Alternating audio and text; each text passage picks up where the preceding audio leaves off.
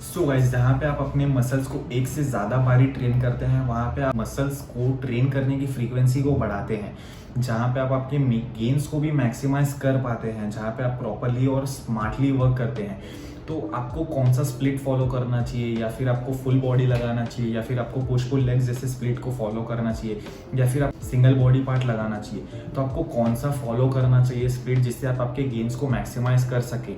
और specially for beginners, आपको full body लगाना चाहिए या फिर आपको पुश पुल लेग्स फॉलो करना चाहिए, वो भी हम इस वीडियो में बात करेंगे।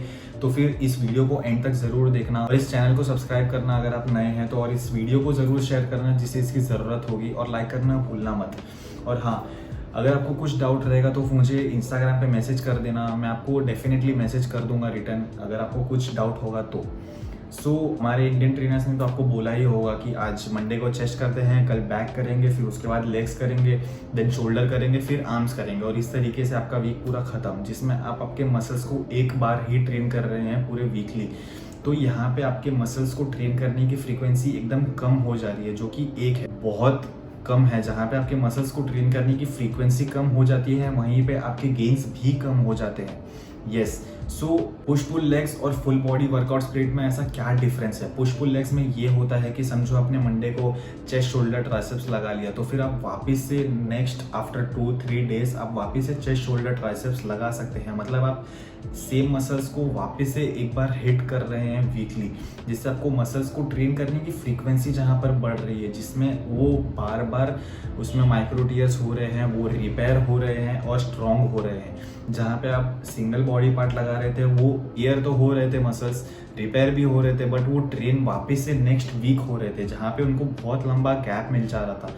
तो यहाँ पे आपकी ट्रेनिंग की फ्रीक्वेंसी बढ़ जाती है। तो फिर आपको ट्रेनिंग की फ्रीक्वेंसी को कम रखना है। मतलब कि समझो आपने मंडे को किया, तो फिर आप वापस से उस मसल्स को नेक्स्ट आफ्टर 2-3 डेज हिट कर रहे हैं। और फुल बॉडी वर्कआउट में क्या होता है, specially for beginners, full body workout में ये होता है कि समझो आपने मंडे को फुल बॉडी लगाया, ट्यूसडे को रेस्ट ले लिया, वेडनेसडे को वापस से आपने फुल बॉडी लगाया, तो फिर वैसे आप वीकली 2 से 3 या फिर कहीं कहीं 4 बार भी हिट कर पा रहे हैं अपने मसल्स को। 2 से 3 बार भी हिट कर पा रहे हैं अपने मसल्स को, जहाँ पे आपकी ट्रेनिंग की फ्रीक्वेंसी काफ़ी ज़्यादा बढ़ जा रही है, जहाँ पे आप अपने लिमिट्स को पुश कर रहे हैं आगे ट्रेन करने के लिए उस मसल्स को।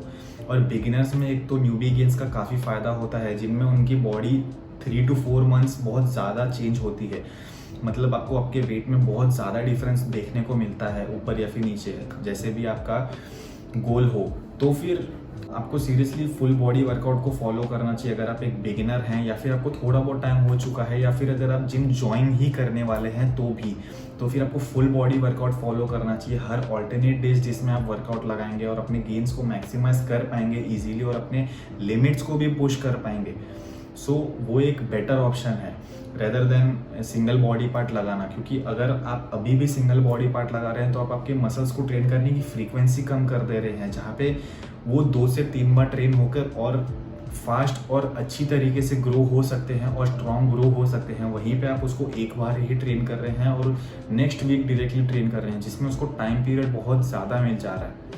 इसलिए आपको अगर आपको थोड़ा बहुत टाइम हो चुका है, जैसे कि 1 साल, 1.5 साल या फिर 2 साल हो चुका है, तो फिर आपको पुश पुल लेग्स ही फॉलो करना चाहिए। मैं तो अभी भी पुश पुल लेग्स ही फॉलो करता हूँ। और अभी रिसेंटली जब मैं वीडियोस नहीं डाल पा रहा था, जो मुझे इतना डिले हो गया, तो तभी भी मैं जब भी जिम भी नहीं जा पा रहा था डेली, तो फिर मैं फुल बॉडी वर्कआउट ही लगा रहा था, क्योंकि मुझे अपने मसल्स को ट्रेन करने की फ्रीक्वेंसी को कम नहीं करना था। अगर मैं सिंगल बॉडी पार्ट लगाता तो मुझे पता भी नहीं था मैं आफ्टर 2-3 डेज जिम जा पाऊंगा या नहीं जा पाऊंगा, क्योंकि मेरा शेड्यूल ही ऐसा था। तो इसके लिए मैं फुल बॉडी वर्कआउट ही लगाता था, और आफ्टर 2 या 3 डेज जब भी मुझे टाइम मिलता था, मैं जिम जाता था और वापस से फुल बॉडी लगाता था, जहाँ पर मेरे मसल्स को ट्रेन करने की फ्रीक्वेंसी एकदम बनी रहे। क्योंकि मेरे पास में टाइम बहुत ज़्यादा था, नहीं था भाई, इसके लिए। आपको स्मार्टली अपने वर्कआउट स्प्लिट को फॉलो करना है, चूज करना है मेनली। तो मसल्स को ट्रेन करने की फ्रीक्वेंसी को एकदम हाई रखना है, जिसमें आप अपने मसल्स को 2 से 3 बार ट्रेन कर रहे हैं वीकली। वो आपको एकदम स्मार्टली, वो आपको एकदम ध्यान में रखना है, जिससे आप आपके गेन्स को मैक्सिमाइज कर पाएंगे। तो गाइज, ये था वर्कआउट स्प्लिट। और अगर आप अभी भी सिंगल बॉडी पार्ट लगा रहे हैं तो प्लीज़ उसे बंद कर देना, सीरियसली।